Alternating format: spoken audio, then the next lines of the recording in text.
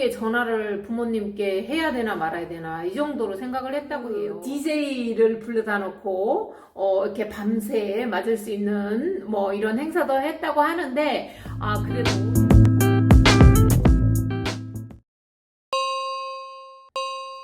네, 안녕하세요. 유로킨이에요. 네.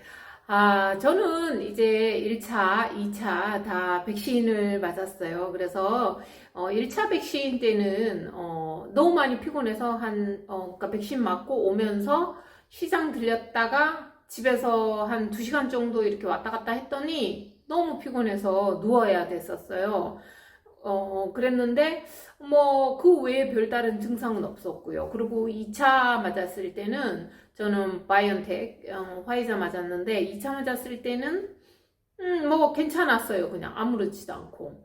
예, 그렇게 지나갔는데, 그래서 저는 그냥 아스트라제네카 맞은 사람들만 많이 힘들었나 보다, 이렇게 생각을 했는데, 의외로 이렇게 바이언텍 화이자를 맞은 사람들도 부작용이 간간히 있더라고요. 한 분은 40대 분인데 첫 번째 아스트라제네카 맞고 거의 코로나 걸린 증상이랑 막 비슷해서 너무 많이 아파서 한국에 전화를 부모님께 해야 되나 말아야 되나 이 정도로 생각을 했다고 해요.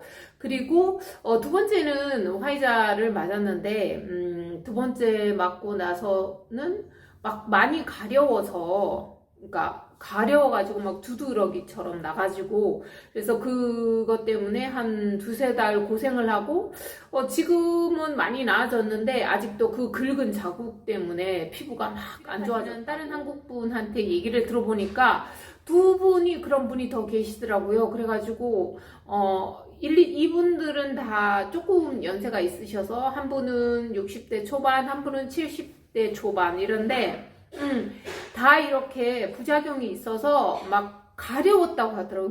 무지 가렵고 또 한 분은 이렇게 숨쉬기에 불편해가지고 폐 전문 의사한테 이렇게 예약을 해놓을 정도로 그래서 이분들은 우리 이거 다 보고를 해야 되지 않냐 학계에 부작용으로 뭐 이렇게 얘기를 하는데 지난번에 바이언텍이 막 참 엄청 하늘을 찌를 듯이 주가가 올라갔죠. 그런데 이제 학계에서 그런 얘기가 있었어요. 이제 부작용 보고한다.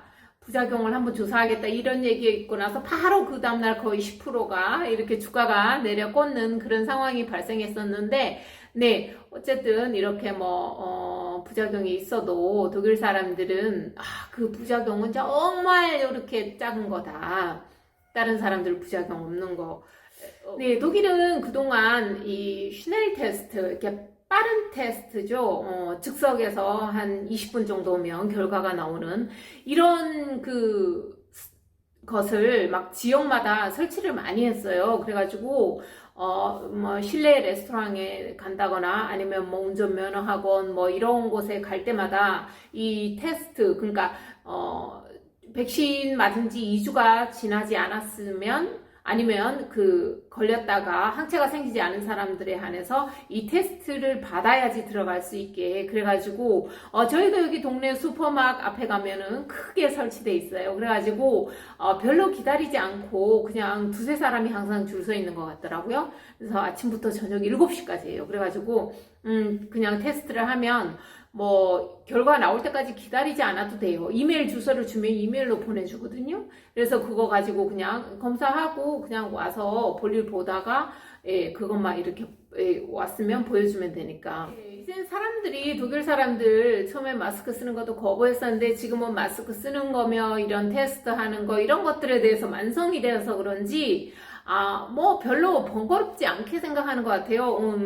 저도 마찬가지고요. 그래서 그런지 처음에는 백신 막 금방 나왔을 때 서로 맞으려고 막 난리를 쳤었는데, 그리고 자기 차례가 막 언제 오나 이렇게 기다렸었는데, 지금은 이제 맞을 사람은 거의 다 맞았는지, 백신이 남아 돌아서 폐기 처분하는 일까지 지난번에 생겼었죠. 그리고 요즘은 지금 그래서 젊은이들에게 백신을 더 많이 공급하고자 예약 없이 아무 때나 와도 된다. 이래가지고 지난번에 베를린에서는 그 DJ를 불러다 놓고 이렇게 밤새 맞을 수 있는 뭐 이런 행사도 했다고 하는데 그래도 여전히 지금 백신 접종률은 많이 줄어들고 요즘 다시 확진자 수가 확 올라갔어요. 그래가지고 정부에서 그래서 안 되겠다 싶어서 이제 무료 테스트 하던 거를 앞으로 10월 달부터는